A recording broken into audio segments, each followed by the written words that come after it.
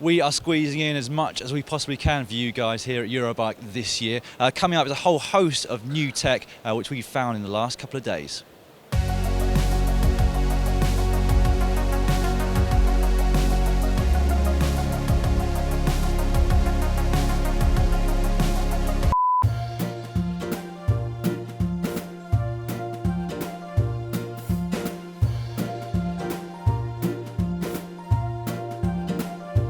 A couple of updates to some of the tools over at Park Tools, including this, which stands out deliberately so. These are Torx wrenches as opposed to the Allen keys here, in green, just to make it far easier for the mechanics to know which ones they're going to grab when they're working at the shop. So we could do with some of them in the G-Sin set, and we could definitely also do with this in the workshop, I reckon. That is a bottle opener, new from Park Tools this year.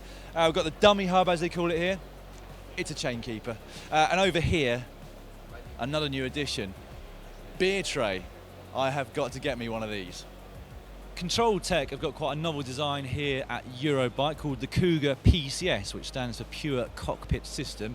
It takes away all of the cables from display and puts them internal, and this is compatible with almost all bikes. So the cables go from your shifters in through the bars, out through the back of them, into the stem, and then down inside the fork steerer tube. They've got a special headset which removes the need for the expander bolt inside the steerer tube. Then the cables come out of the back of that and through the frame, or of course if you've got disc brake mounts, they come out through the bottom of the forks. Now, I've designed it in such a way that the steering is still incredibly free, and I have to say the shifting feels very crisp too. Ceramic Speed are a company who are all about reducing friction on your bike wherever they possibly can, and their latest way of doing that is through UFO drip. They're saying it's not a lubrication for your chain, but rather the world's first ever bottled chain coating. Now, they've done some testing through Friction Facts, which is a company they acquired late last year, and they found that this is the fastest application for a drivetrain that you can currently get. At least half a watt less at 250 watts friction than any other lube, and if you using WD-40 steel side, you're actually 3 watts slower at 250 watts than this particular one. And it is extremely dry, so as you can see, rubbing it here, absolutely nothing is coming off my hands. A few benefits to that. Firstly, your drivetrain will stay clean for a very long time. Secondly, that will mean in turn that your drivetrain lasts a lot longer. There's much less wear and tear, and it also means that there is far less friction accumulated during the ride. So in some real world testing that they did, what they found was that other lubricants actually increase the friction of your drivetrain throughout the ride where it attracts dirt. Because this one doesn't, it actually got slightly quicker, which is very interesting. Also interesting is the noise test that they've done. So if you listen to this, it's not exactly quiet, is it? But apparently that is not a bad thing at all. Now, you, probably like me, always thought that the quietest drivetrains were probably the most efficient, but in terms of testing, they've actually done some decibel tests and found that the quietest ones are often the slowest. Eyewear giants Oakley are now making helmets. They've got 3 new helmets on display here at Eurobike. This is the Arrow 3, which is their ventilated option. They've also got the Arrow 5, which is their aero road option, and the Arrow 7 TT, which is of course for triathlons and time trials, etc. Now, of course, optics integration is one of the keys for Oakley when they started designing their own helmets, and one of the ways that they have achieved that is through the BOA system, which you can see here, and it's very thin nylon thread, which you'll hopefully have a close-up of just now. Firstly, they say that it's much more comfortable, helps the fit of the helmet, but also it means there's much less bulk on the side of your head, so the arms of your shades nestle neatly on the side of your head.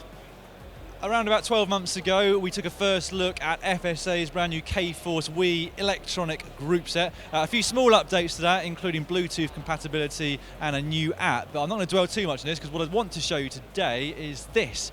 This is their K-Force Wii electronic group set with hydraulic disc brakes. Now, I understand that they were especially concerned with making sure that the shifter here felt very good when you're riding along, and it was quite ergonomic and quite minimalist. I think they have certainly achieved that there.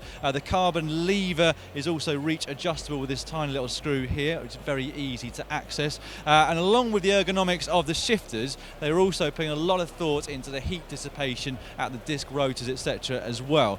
So this inner part of the rotor is large, which helps, and also the part of the back of the caliper here is actually integrated with the brake pads, which also helps in things as well. They've also got mechanics in mind, both professional and at home. We've got a bleed port, which is top facing here at the levers. We've also got a top facing one one here at the rear caliper, and you can actually remove this cable here, if you need to, without the use of any tools. New from Pearl Izumi are their PRO Leader V4 shoes. Their lightest, stiffest and most ventilated shoes to date. The upper they call their second skin, and this is actually only 1mm in terms of its thickness. It actually wraps around the carbon sole, making it slightly different to most shoes out there.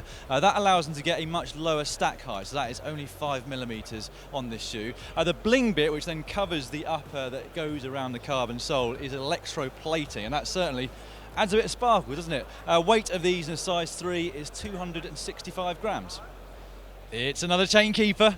This is from Feedback Sports, and they acquired this design from Butter, and I think you'll agree is one of the neatest chainkeepers out there. And handily for Cy Richardson, they've actually made some key bullet points as to why chainkeepers are so necessary. Retains chain tension after rear wheel is removed. Great for cleaning, maintenance and travel. There you go, Cy.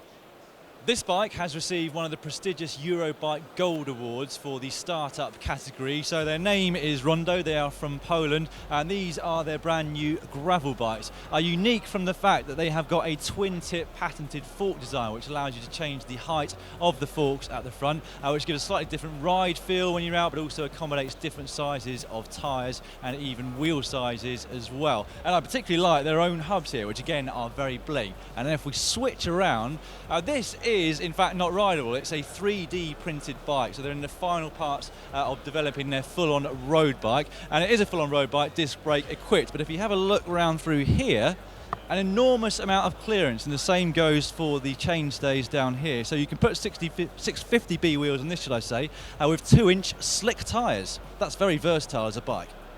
Where do we even begin with Campagnoli, the Italian group set manufacturer? Not content with releasing just one new group set, they've got 6 new group sets on display at Eurobike.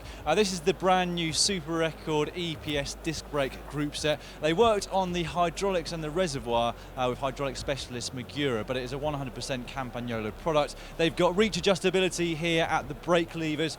They've kept the feel of the hoods, etc. quite similar. It's only 8mm difference versus the standard rim brake model, and they've also got a screw on the inside here which adjusts how the brakes actually feel, so whether you like them slightly more spongy or more solid once they do grab onto the brake.